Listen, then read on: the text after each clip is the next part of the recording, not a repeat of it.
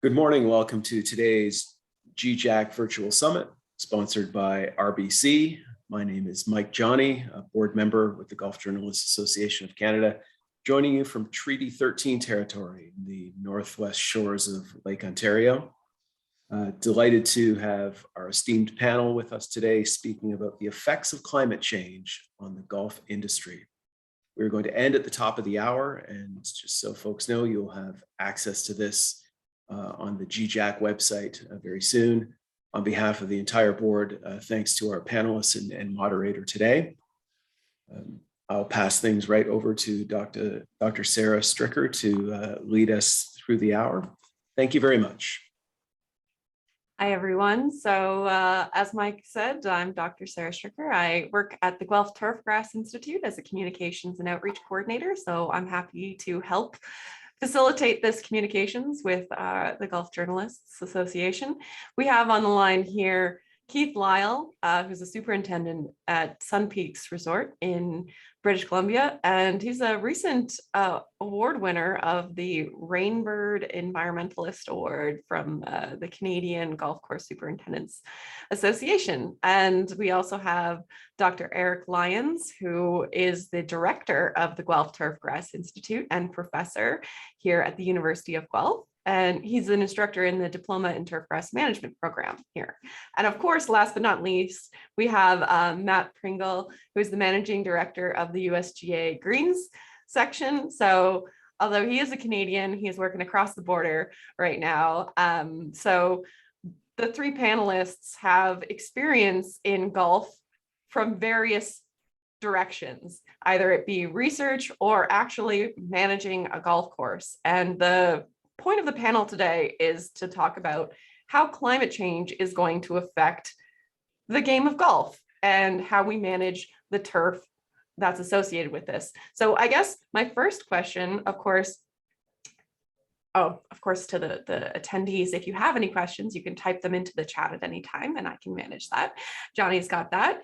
And so I'm going to ask my first question to Eric Lyons. Eric, we've learned a lot about climate change. You know, some people call it global warming, and one of the things a hot topic is carbon sequestration. Would you be willing to explain the basics of carbon sequestration and how that relates to turf? Sure, I can do that. First, just broadly, the concept of a carbon dioxide as a greenhouse gas, and the fact that carbon dioxide that has been stored through photosynthesis many millions of years ago is now being pumped up, burned, and put back into the atmosphere. The way that carbon dioxide originally became fixed and stored below ground was through photosynthesis. And so golf courses, of course, have plants, and all plants do photosynthesis. And so that's the machinery of the carbon cycle. It's very simple, straightforward, but it's one of those things where carbon sequestration are taking carbon dioxide out of the atmosphere and putting it into permanent stores, whether those stores be wood or soil. A certain fraction of soil organic carbon cannot be broken down by microbes readily, so it becomes more permanent. And so that's the carbon cycle as it exists. And that's why, generally golf as a way to sequester carbon is something talked about. But, we have other things to talk about here on how the changes that are occurring are going to affect golf, right? Right, exactly. And so maybe Matt, you could talk about you're director of the research program of the USGA. Are you seeing more incoming project grants relating to climate change? And if they are you choosing those, or how do you make that decision? So just a point of clarity, the green section at the USGA has been around for 102 years. And while we do a tremendous amount of research and support research, we've also got 14 agronomists on our team that are out, visiting courses every day and seeing what's happening on the ground. And we've got educational outreach programming that, gives us a vehicle to provide educational material to golf course superintendents and other professions at the golf course. And, look, golf is an outdoor game. So climate change, whether we're talking about climate change in 2022 or climate change in 1922, I think golf is all about trying to set itself up to be the most resilient it can be to the weather conditions that are happening, and trying to keep ahead of that. And at the USGA, that's what we've been trying to do for 100 years with our research program is to look 20 years down the road and say, these are the things that superintendents are likely going to struggle with and need some support with. And so, from our perspective right now down here, everything we do, I think, has some connection, direct or indirect, to climate change, because it's about helping provide solutions to the challenges. And I think the challenges that come foremost to mind right now, south of the border, but we also do a lot of work in Canada, is the availability of water. I mean, I'm in the Monterey Peninsula right now, and that is almost ground zero for that. And we've committed to Pebble Beach to 30 years from now, and so that we're confident that we're going to be able to help golf be viable even in an area where there's not a lot of water. The other issues that we're seeing is, as the average temperatures climb, the transition zone is moving north, and warm season grasses are becoming more and more viable, more and more north, and probably a better choice. And so a lot of our work on the breeding programs that we support, and in our consulting programs and our education programs, to make golf course superintendents aware that maybe now's the time to start thinking about making that transition from cool season to warm season turf is certainly high on the priority list. And then the last thing, I think the last most important thing is, especially in the southeast and northeast, where it's getting hotter and more humid, the disease pressures are increasing. And so developing turf grasses that are more resistant to dollar spot, for example, and therefore enables superintendents to use less pesticides, is certainly something that we've long been focused on and continue to be focused on. Hopefully that wasn't too much of an answer, but. That's amazing. No, and dollar spot, I know as a pathologist, it's caused by a fungus, and it's the number one reason, pound per pound or gallon for gallon, for pesticide applications in Canada on golf courses, at least. So when we talk about diseases, we often go to that one. Now, next question is Keith. I guess you've seen some of the climate change predicted things that happen. Increased temperature is one, but temperature fluctuations, dehardening when the temperatures rise and fall really quickly in the spring or in the fall, increased frequency of extreme weather events like flooding, tornadoes, fires, and you're out in British Columbia. You got to see quite a few of those things. So could you speak to some of the things that you've seen over your career that might be connected to climate change on the golf course? Connected? Sure. I mean, I think from the business aspect, starting with the fires that we had in June last year, I mean, it was temperatures, they called it the heat dome for those that hadn't heard. We saw near 40 degrees Celsius at 2,500 meters above sea level here. So it was extreme. I've been here, this is my 18th season on this golf course, and I've never seen anything quite like it. I'm born and raised Kamloops. This course is quite close to the city of Kamloops, by about 1,500 meters higher, maybe a little bit more, 1,700. So to see those types of extreme temperatures were quite scary.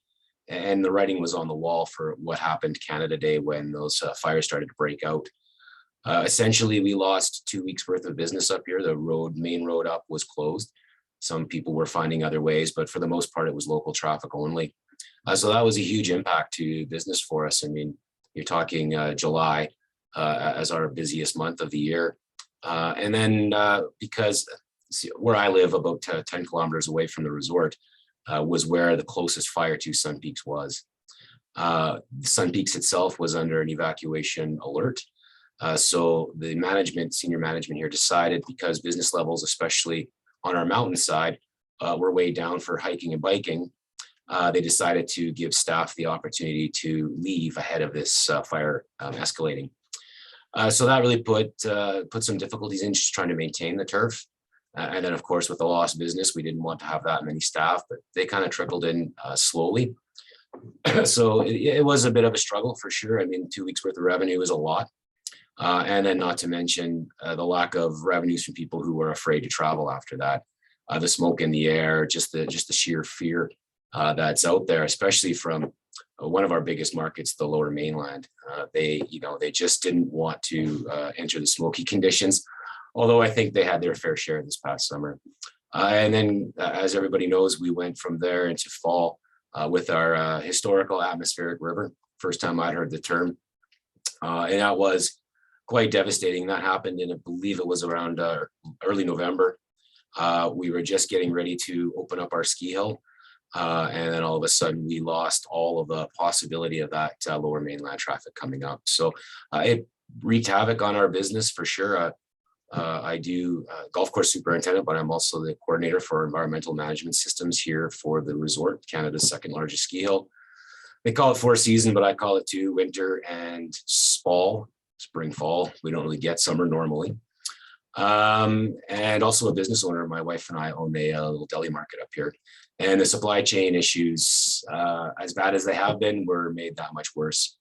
We couldn't get products to the golf course, to the store, to the ski hill. It was just something to be seen. I just, in fact, drove through Princeton, which was one of the towns hardest hit, and Merritt last weekend. And you can still see the devastation that's there, houses being ripped down and started over. So quite devastating. I really hope that we don't see those things this year. I think everybody hopes that. But we'll just have to wait and see. All abnormal. I mean, we do see a lot of rains. This is right off the coast of the Pacific Ocean, so we do see heavy rains frequently. But hopefully we don't see anything quite like that. You're muted. That's intense. That's goes from fire to water. It's next thing frogs and locusts maybe. I think we've all been feeling that. We went, the pandemic was number one. We opened our store December 2019, and then the pandemic, of course, hit in February.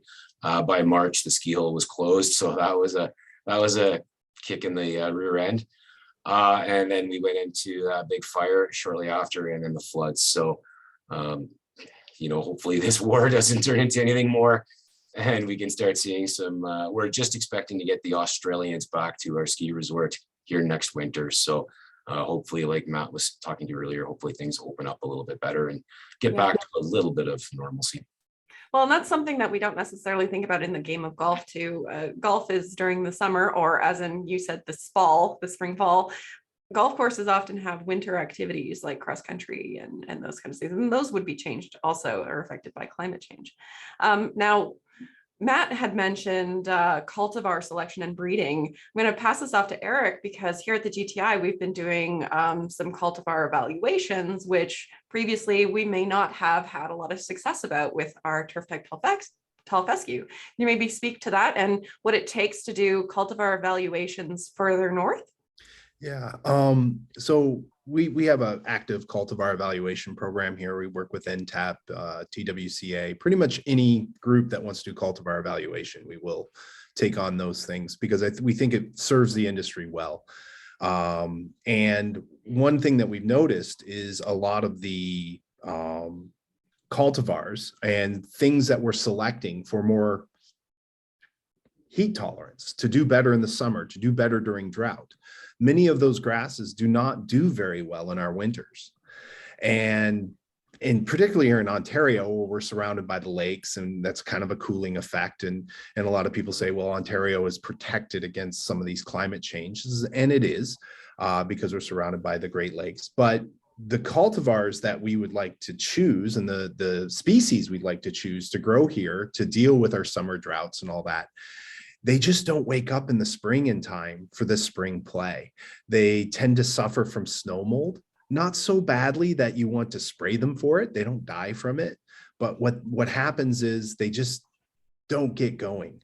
And because they don't get going, they're not getting going because they're more drought tolerant, they're more heat tolerant, they need more heat units to grow. And so there's this contrast of how are we going to deal with our winters, which aren't suggested to get that much milder when it comes to snow and full snow cover over the winter. We'll have more melting events, but if we get enough, we'll have more lake effect snow. So we'll have more snow, but more melting events. So we're going to have ice. And so ice encasement and low temperature flooding becomes an issue also in these grasses. And we've experienced ice in 13, 14. So the way climate changes and the way climate gets modeled in these different environments really influences what species we can use and how we're going to manage them. I kind of want to ramble now and talk about how nighttime temperatures are affected different than daytime temperatures, and spring, thaw, refreeze events, because a lot of the winter kill that we had in 17-18 was due to a very warm March followed by a very cold April because of a polar vortex. And polar vortex was a term I never heard until about 5 to 10 years ago. And that's what they're talking about is a result of climate change. It's a result of the continent heating up and pulling cold air from the poles down in times when we normally wouldn't expect it to. So we're getting colder cold snaps and more thawing events, which affects the species and how we can use them. Exactly. Sarah, Yep. Sarah, Eric touched on modeling, climate change, and I, it's going to be intriguing to me to see how this plays out, because turfgrass selection is not like the flu shot. You can't look and see what's going to happen this year and I'm going to pick that flu shot like that. Changing the turfgrass is obviously just very disruptive to the business. And in some ways you're kind of rolling the dice to say, well, this is what I think the next 20 years is going to look like. And so I'm going to make some selections based on that. And maybe I'll set up some plots on my golf course to see how it works. But, it is a bit of a gamble, but at the same time, if you're not looking down the road 20 years and you're not thinking about, if you're engaging in a renovation or it's just time to refresh the playing surfaces, you're probably leaving money on the table and opportunity. And the biggest challenge on the golf course that we see down here right now is the availability of dependable labor. And all of these things come down to folks on the golf course taking care of the turf, and if we can use modeling looking out 20 years to say this is going to be my best cultivar, I think you'd stand a better chance of being in a good position to be more efficient with your, not only with water, not only with pesticide use, but with labor. Yeah, for sure. And just to add one thing, and as we select cultivars, we often select cultivars or species for their ability to survive, to look good and survive. We forget sometimes how they affect playability. And there was a big push in the early 90s to put tall fescue into roughs to stave water in California. And the cultivars that existed at that time were almost unplayable. You couldn't get a club through them. And so that's where the breeding programs are trying to stay ahead of the game and make more playable tall fescue without taking out the drought tolerance. And that takes 20, 2 decades to bring something like that to market. And so that we really have to look out ahead and do that research. And that's why that cultivar and breeding research is so essential for the future of the game with climate change. And maybe Keith, you've been in the turf industry for a while. What would it take on a golf course to do a renovation of even one green, for instance, or one fairway, to rip it up and change the species or change the cultivar?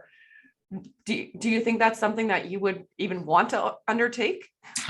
Yes, I would.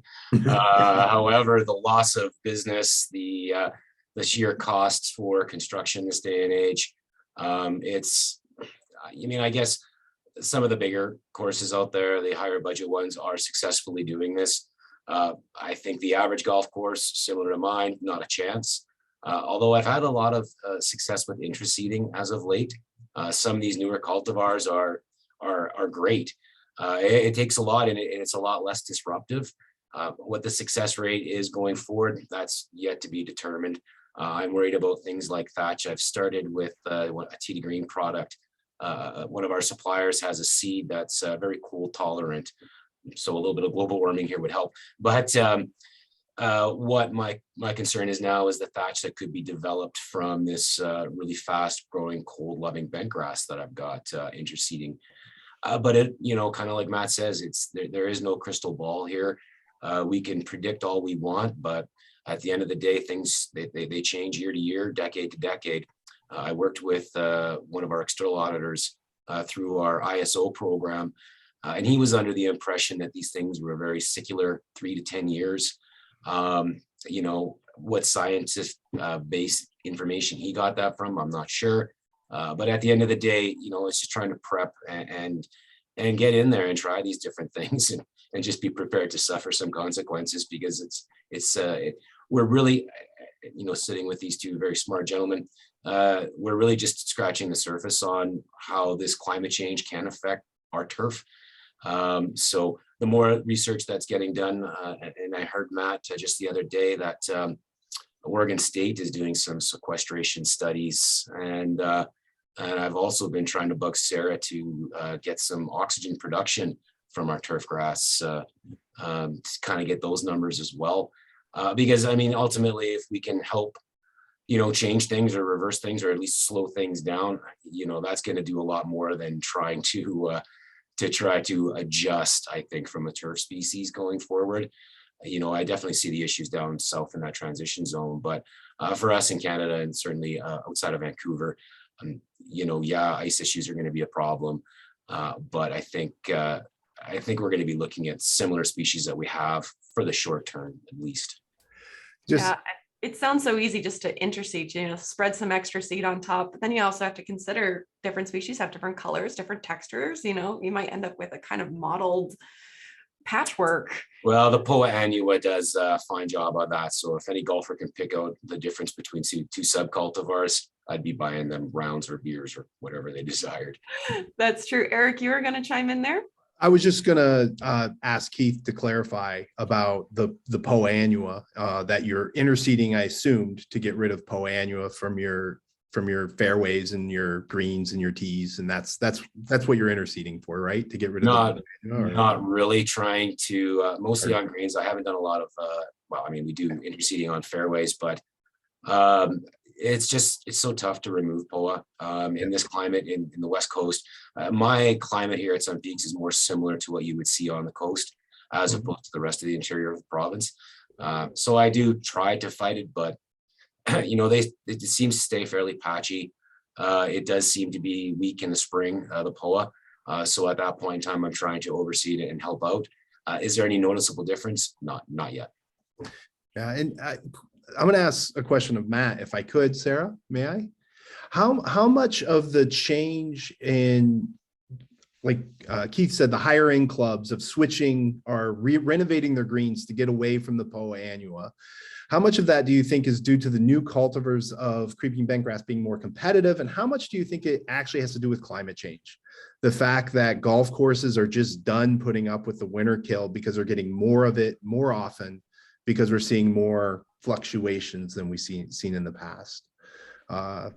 If you wouldn't mind. Yeah, so keeping in mind, I'm not an agronomist, I'm a mechanical engineer. I just happen to oversee the team. So I'm gonna keep it as sort of simple as I can.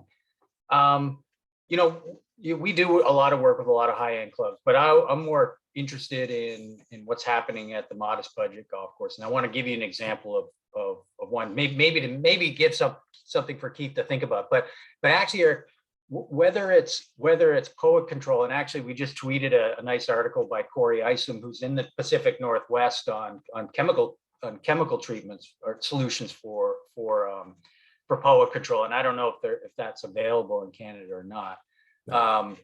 But what frustrates me actually is we've got these great, let's take dollar spot resistant cultivars, which would be just as applicable in Canada as it is in the Northeast. There's two impediments that we see, whether it's a modest budget or a high budget course. One is the disruption, right? So you're taking, the growing season here is going to be perfect time when folks are just watch the Masters and they're itching to play. And so you're talking lost rounds. And the second is a lot of superintendents have got their system down, right? They've got their applications nailed to control dollar spot, to control and their process and their cultivation practices for POA. And they're a little bit leery to try something new. And so it's kind of a 1-2 combination where we've got all these great plant materials sitting on the shelf, ready to go. But there's both financial and sort of habit getting in the way of that. I didn't want to. So Keith, I wanted, when you were talking about the viability of doing a turf renovation. This this is a zoysia grass example, so probably not applicable to hardly anywhere in Canada. But this was a course that charges $24 a round, and they did a lot of the work themselves. And what they did is they round up half the fairways. And when I say half the fairways, I don't mean like the front 9 or the back 9. I mean half of every fairway. Yeah. And at $24 a round, they felt comfortable that for the 6 weeks or so that you couldn't play, that you if you hit your ball there, you pick it up and you drop it in the other side of the fairway that either was the old turf or next year will be the brand new zoysia grass. And the project cost them like $50,000, and between irrigation costs, which is mainly pumping costs, between pesticide savings, between nutrient savings, and they were having to do a lot of overseeding to recover from turf loss during the summer. They paid that back in 2.5 years. And so there's these out of the box kind of ideas out there that if you can get your golfers behind you, I think a lot more things become viable. And that's an investment that's going to pay off for that course for 20 years probably. I agree with you, and I think thinking outside the box is the only way we can operate going forward. I guess I struggle with one pretty big component here, and we are speaking about climate change, and I am by no means an environmentalist in the terms of hugging trees and that, but the addition of a broad spectrum Roundup application, it's not a terrible product. It is one of the better ones. I do use it. I just struggle to want to wipe out what turf I have by applying such a product and then trying to regrow. It's my belief, and I've done a lot of math on carbon production. You start trying to do these things, and now you're fertilizing more. Your mechanical processes are increased. I am fortunate that I can keep my POA alive. I'm fortunate that I don't have serious ice issues, and I spent a lot of time on drainage. So therefore the POA comes out weak, but it recovers quickly. For fairways, it's a different story. Most golfers that I deal with in this location aren't overly concerned about the species of turf on the fairways. Greens, for sure, tees, yes. So for me personally, I don't think that is the way that this golf course should go.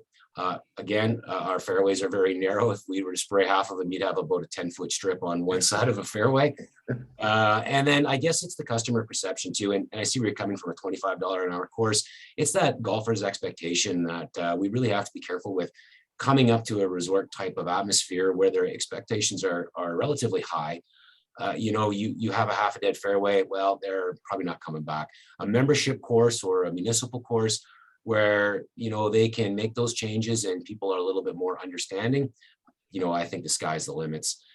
We really have to, as businesses, individual businesses, figure out what's best for our needs. And I think POA is a good grass. There's a lot of negative talk about it because of how slow it can react in the spring or how susceptible to ice damage it is. The simple fact of the matter is we don't have to pay for the seed. It grows as fast as any other turf grass, if not faster. If you manage it well enough, it's not a bad turf, and it's certainly less obtrusive. I could go on about suggestions about how to reduce climate change when I think a lot of businesses, golf specifically, we are doing a lot of things. We really have to focus what the life cycle perspective on things are and what it takes to get to that spot, including all your carbon costs. Hard costs just aren't part of what we need to be looking at now. We really need to see, okay, what is the carbon input or footprint from such a product or project? Because it's all relative. I'm getting more and more pressure from press from government to start reporting our total carbon output. We are more than a golf course here. It's still low compared to when we have to actually report and start paying tax on it. But it's good to know. And, if we can find ways to reduce that, then it's a benefit for everybody.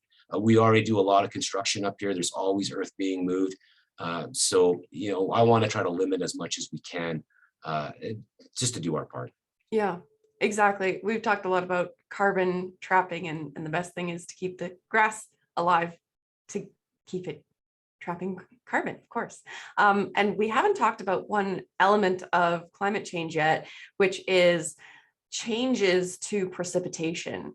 So some areas may see more water, some areas may see less water coming from rainfall. And that in recent years, we've also seen changes on the municipal or governmental level on water permits, water taking permits. There's a question in the chat here about what should be done to help golfers move away from the demand for the lush green Augusta look and have more sustainable look on recognizing sustainable resources, maintenance, and playing conditions.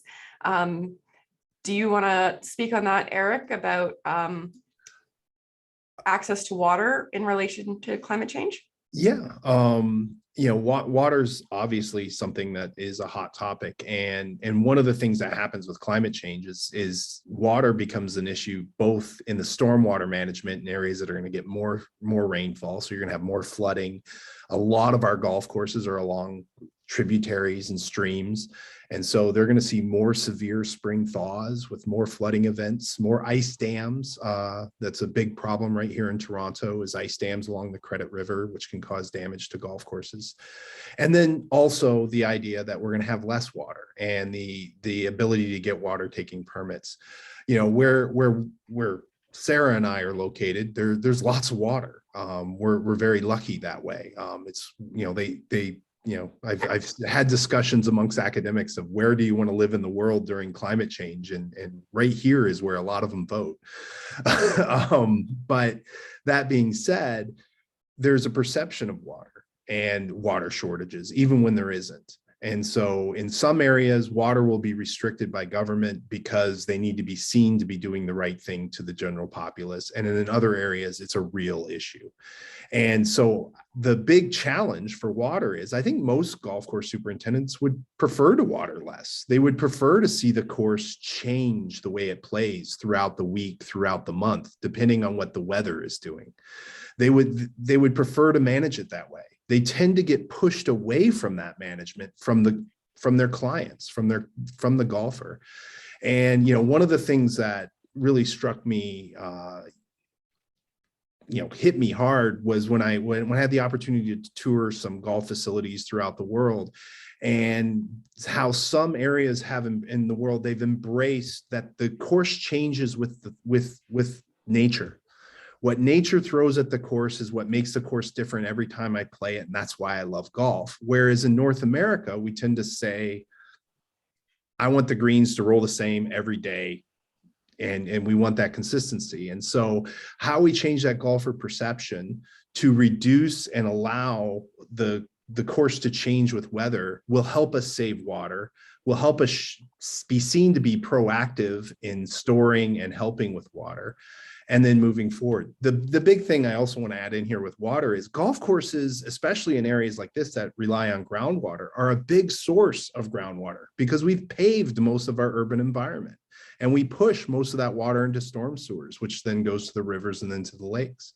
In golf courses and other urban green spaces actually allow water infiltration into the aquifer and into the groundwater table. So they're seen as a user of water, but they're almost never seen as a source of water in the water cycle. And that's something that has to change too, to help with water taking permits and the view of urban green spaces, not just golf courses, in as environmentally sustainable, and also helping us deal with climate change in the future. And Sarah, you mind if I take a crack at that? I was just gonna say, Matt, Yeah, you yeah. you have a little bit more access to drought regions in the central states. Maybe you can speak a little bit to that. We do, but I think the answer is the same no matter where we're talking about with whether it's water cost concerns or water quality concerns, or even just gross water availability concerns. So the question in the chat room, spoke about this Augusta look, and there's 30,000 golf courses ish in the world, and each one of them are unique, and it's not for us to say how that particular course wants to cater to its members, and every course has to make their own decision. But I think that this has been a plight that we've heard for decades, and so one of the things we can do is make sure we're giving, whether it's plant materials or irrigation practices, soil moisture based irrigation practices, and decision modeling that uses, like, what's the evapotranspiration going to be like in the next 3 days to drive decision making on whether to irrigate or not. Those are things that can happen behind the scenes and don't reduce the quality of the playing surfaces. The other sort of low hanging fruit that we see all the time is turf reduction. I know a course that hosts the US Open fairly frequently, and they have 56 acres of turf total. All of it's irrigated, but that's it. That's all they have is 56 acres of turf. So that means that championship golf and resort golf theoretically can be played on 56 acres of turf. And so there's an opportunity there. If that's the kind of look that, and situation that would work for you as a business, there's probably an opportunity to make some really significant decreases in irrigation and labor and nutrients and pesticides, while still delivering the same playing conditions on those green surfaces.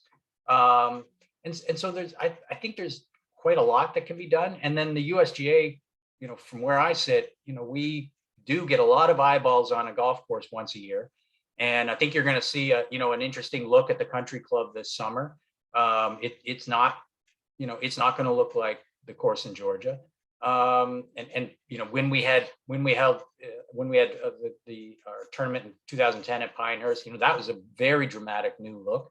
And so, I think we're certainly committed as an organization to exposing golfers to golf that has a great deal of variety, and like you said, Sarah, sort of changes with the seasons and Eric. So that's kind of where we're at, is A, try to help deliver the experience that the golfers want, B, try to minimize the footprint of what we actually have to take care of, and then 3, over time, maybe change expectations of what golfers see as being what the face of golf is.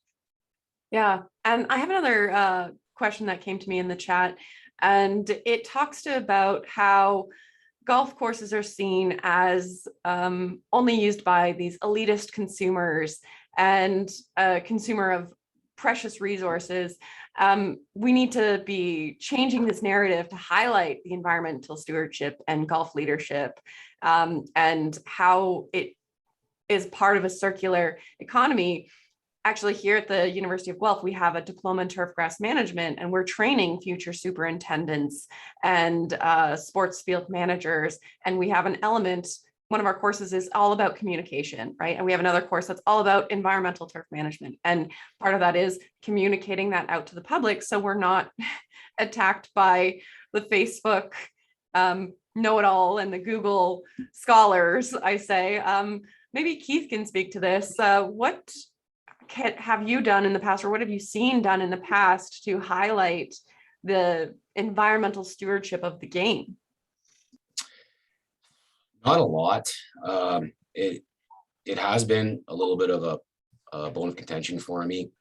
When I look at other industries, when it comes to, kind of going back to water a little bit, sort of the lack of control and care of how some use water.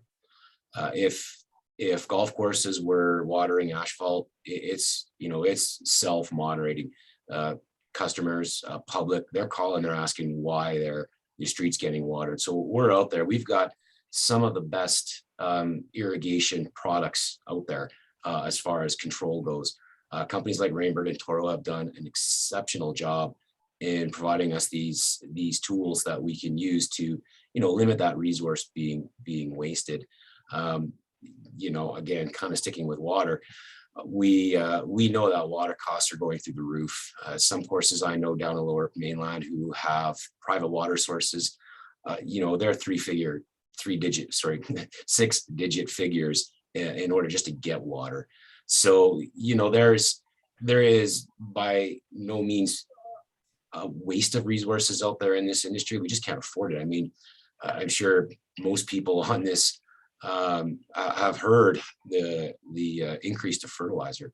For me, just alone is a 30% increase this year over last. 30%, a third of what I did last year is going to go down, but it's going to cost that much more. So wasting these resources isn't an option. I think golf has been doing a fantastic job over the last 20, 30 years, thanks to the CGSA. Getting that message out, though, kind of back to your point, I think the USGA has done a fantastic job in promoting golf course superintendents. I think our associations are doing a pretty good job. I think more could be done, but the cost of getting that messaging out there is a lot. And, you know, we're still focused on things like donating to research and, you know, keeping our memberships alive and sort of what they need. But I don't think we should be taking our foot off the pedal. I think maybe not calling out other industries, but doing some more, you know, awareness things. I would love to see the USGA, CGSA, GCSSA, all of those groups getting together, putting out some promotional videos during these tournaments. You guys, Matt, the PGA did one where they showed a guy years ago driving a fairway mower down and a golfer hit him. It was a cartoon or whatever. Man, I laughed at that for hours. You know, more of that kind of stuff. I think right to the heart of the golfer watching. And I ain't comparing my golf course to the Masters, Augusta, Georgia at all. But I think, you know, that kind of stuff goes a long way. That public knowledge. For sure. We need a PR program for turf. You know, bees got the Cheerios, Honeybee, Save the Bee program, all that. And they just kind of glossed over the fact that the honeybee is a native invasive species. So if bees can do that, we could do that for turf. So I just want some closing statements. If there's 1 minute each for Matt, Eric, and Keith to say, you know, what's the main takeaway that you want these people to think about with climate change in golf? I'll go to Matt first. Yeah, I'll close the way I started. Golf's an outdoor game, and we need to be looking down the road. And climate change is happening, and it's going to continue to happen. And frankly, it's always happened. And trying to be as resilient as possible to those changes, I think, is the number one thing that we should be thinking about when we look 20 years down the road. Because we got enough problems to deal with every day. But let's just make sure we're setting ourselves up for success down the road. Sure. And Eric? I think if I was going to say what the biggest impact on the game of golf is I think golfers will have to get more used to catastrophic events on the golf course where they lose holes, they lose greens, they lose areas. It's going to happen more often as we move forward. And that's why we have to research these things, such as one of the things I wanted to bring up today was there are certain areas in Canada now that get 2 full life cycles of certain insects, whereas in the past, 20 years ago, they only got 1 life cycle a year. Now they're getting 2. So that's 2 chances to have damage. And that's a big problem. We're seeing issues with nematodes in cool season turf, even more so in Ohio and places like that are lower, but we're starting to see it up here in Ontario where we have turf in the same spot for a long time. Our winters aren't cold enough, like they're not getting really cold because we have more snow cover. We're not killing those nematodes off over winter. So as those stressors become more severe, we're going to see the turf go backwards. We're going to see the playability go backwards occasionally. And we need to invest in research. We need to invest in resiliency, as Matt said, to make sure we get through that. But the biggest change in the game is I think we're going to be seeing more of that in the coming years. Yeah. And Keith, what's your takeaway message that you want to drill in? Well, you know, it's funny you put it that way, Sarah. I do a lot of environmental auditing, and one of the things I see is waste, and it drives me insane. If I can just give any message out there, it would be, you know, take care of it. Don't throw that pop bottle away. Don't waste that plastic. I was arguing with a guy on Twitter yesterday, you know, telling me what's plastic, and you know, yeah, there's a lot of plastic out there, but you know, at the end of the day, that is a major GHG producer. It is certainly a pollution based. Yeah, it is certainly pollution based. This company and beyond, we've done a lot of work on reducing our plastics, with no more plastic straws, no more plastic lids and that sort of thing, trying to reduce that single use. The amount of that I see people throwing away. I don't like garbage yachting. I don't like sticking my hands in there and pulling that crap out.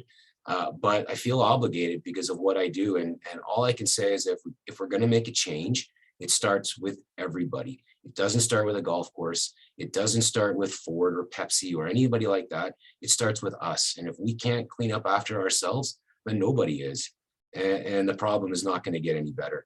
It takes diligence. It takes, like Eric and both Matt said, that expectation reduction.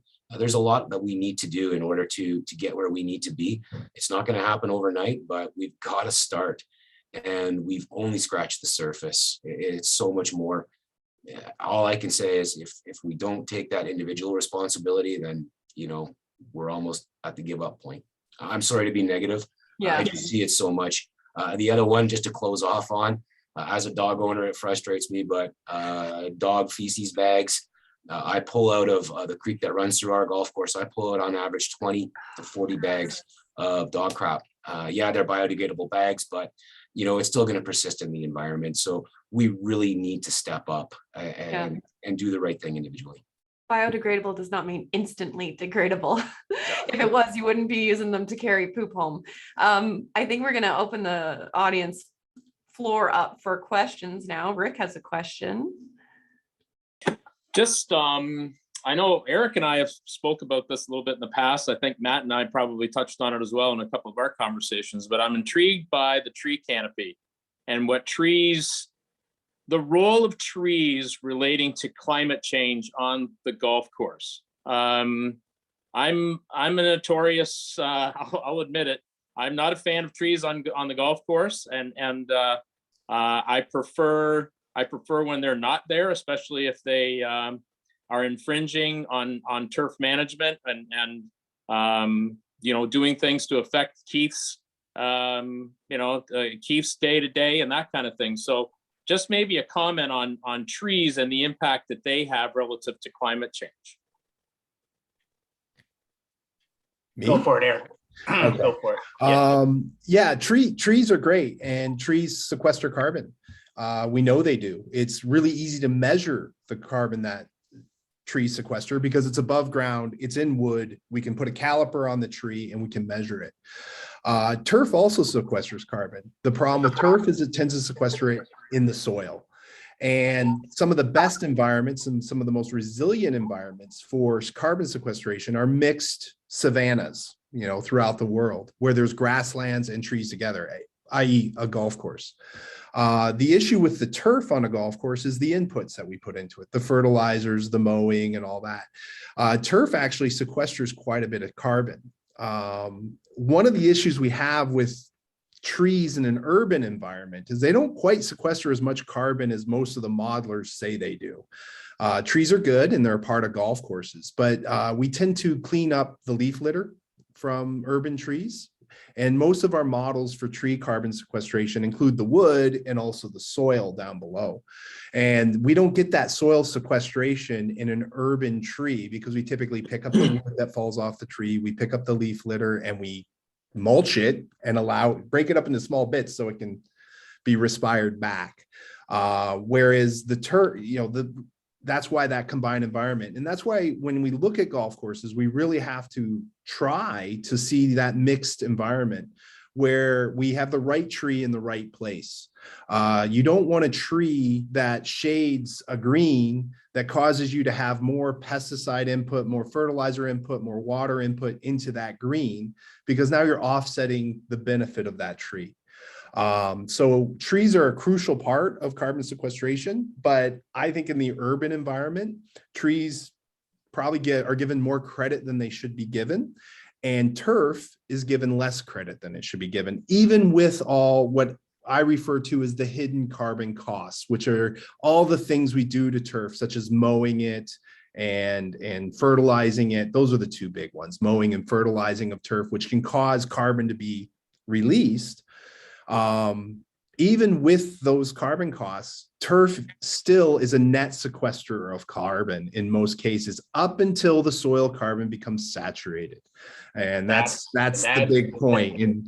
And so a new golf course is sequestering carbon, but an Right. old golf course is at steady state. Which almost every golf course is old by now, right? So- Not necessarily around here. Okay. You know, Okay. it depends on because it happens a lot faster in the US than it would in Canada, because we have a shorter growing season to saturate that carbon pool, Good point. and we get less respiration through the year also by the microbes. I'll just take a couple quick hits on Rick's question. I mean, trees are thirsty, so that can be an issue in some parts of the depending on if climate change is impacting your water supply. When it comes to the carbon footprint, yeah. So Eric, you touched on it, and I will see that in the States those mature quite a bit quicker, and cultivation practices, can disrupt that equation too, right? So when we're doing hollow core aeration and a lot of the cultivation practices, that can really impact it. I think when I look at it, there's some good signs though when it comes to the golf course carbon footprint. Electrification of the equipment is coming, and if in Ontario you're getting most of your electricity from atomic power and hydro, then that's probably a net good thing, to not be running diesel mowers and be running battery mowers. So that I think is will be coming and will be better. And clubhouse operations are a big contributor to the carbon footprint and have nothing to do with the golf course. And hopefully we'll get better and better in there too. Yeah, I have a question, actually. There's one from the chat that a participant submitted. Does the panel think that climate change is anyway responsible for ticks and Lyme disease spreading to golf courses in Canada? We've seen sort of an outbreak in the past couple of years. If that's related to more people being outside and playing and getting ticks, or is the ticks in response to climate change and heat? None of us are entomologists, but Eric, you want to? None of us are entomologists. Well, I was just going to say, we do have a research endowment at the University of Guelph to study Lyme's disease and ticks. And that was endowed to the university quite a few years ago. And I've seen the call for proposals go out, and they're usually hitting climate change as one of the main drivers for the increase in tick populations and tick reproduction. I don't know why, but that's what I see. Is I see they're at least in the calls for proposals and the research that's being asked to be done, they're always implementing climate change as a reason, or warming of this area, and warming of, you get through more life cycles. Insects are very temperature based, and so it makes sense logically. And I'm also seeing evidence from the way the research calls are coming out through that research endowment. We've already seen evidence of this with the just the bark beetle epidemic that we've had out through the western part of North America now. I mean, historically, they would say that those pine beetles wouldn't survive the -40s that we used to get in this north in British Columbia. Now those days seem to be going, and I think we're pushing 25 years of this beetle being an issue. So, I think that warming, certainly, like Eric was saying, is just going to increase their life cycles, increase their ability to march forward. And then you throw in our activities, disturbing areas, monoculture planting, that kind of stuff. You're going to see an increase when we mess with the environment, no matter what. There's another question. This is actually targeted maybe to the golf journalists. Maybe what role could golf journalists play in in these points of discussion? How can the golf journalists help us get this message out? How can golf journalists change the perception of golfers away from the Augusta Green? So maybe that's a call to action from this. If there isn't any other questions from the audience, I have a question. Matt mentioned power, and that made me think of the shift away from gas power to electric maintenance equipment. So that might be edge trimmers, golf carts, mowers. in California, they recently passed legislation that they're prohibiting or they're forcing lawn care professionals to go to electric. I wonder if any of you three would comment on drawbacks of electric, or is it as good as it's set out to be? I can definitely speak to some of that. First off, I would just make sure everybody is aware that our diesel engines are now what's called Tier 4 emissions control. So that's making a bit of a difference. We've got 20 new carts coming in this year. They're lithium powered as opposed to lead acid. I think that's a huge benefit for multiple reasons. The shortcomings from an equipment is still there. When I look at things like backpack blowers, weed whackers, and that sort of thing, the lifespan of that battery is around 90 to 180 minutes on some of that stuff. So from maybe in a landscape perspective, it's going to be okay because their intervals could be relatively short. A golf course, it's going to be tough. I know some people are moving into it and they've got huge battery bank things lined up in their shops. I've been looking at backpack blowers specifically because we need a new one. They're 2-stroke. Anything 2-stroke is terrible.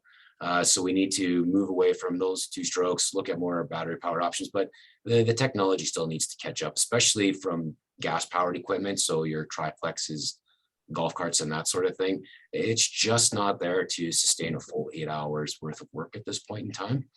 And then when you look at, again, life cycle perspective, where does that stuff ending up when it's done? I mean, that has a significant carbon cost or an environmental cost to it. So I think there's a lot of technology that still needs to go into this stuff, but it is moving forward, which is great. Yeah, I couldn't add anything over what Keith said. 100%. Yeah. With having to have equipment that needs to last the full day, you need to have multiple batteries, and then that means those lithium doesn't fall from the sky. You have to mine it, so there's a cost, and every electronic device that we have is coated in plastic and glass, and those also have to be mined and processed. There's one response here. Mike, do you actually want to read out what you wrote? I really like what you said. Yeah, thank you very much, Sarah. I appreciated your question with regard to almost like a call to action for golf journalists. You touched on the very essence of these virtual summits. We want to be able to create the space for our membership to engage with industry leaders around topics of broad importance.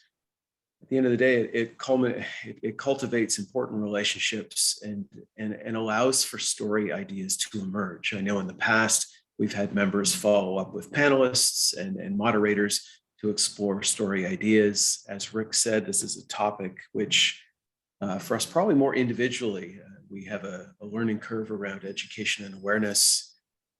So for those in the line, for those that will be watching this subsequently, hopefully that will support our education efforts, but also open up the opportunity to follow up with our colleagues in the industry and share some stories around these important topics. Thank you.